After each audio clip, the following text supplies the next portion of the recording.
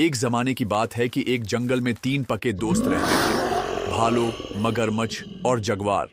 ان کی دوستی پورے جنگل میں مشہور تھی۔ وہ ہمیشہ ساتھ کھیلتے، کھاتے اور خوش رہتے تھے۔ ایک دن جنگل میں ایک چالاک لومڑی آئی۔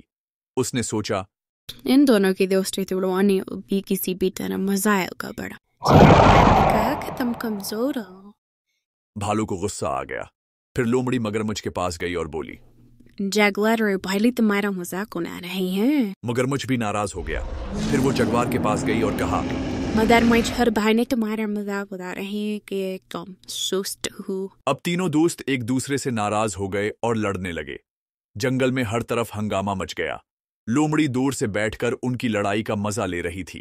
لیکن ایک دن ایک چھوٹی چڑیا نے بھالو، مگرمچھ اور جگوار کو سچ بتایا۔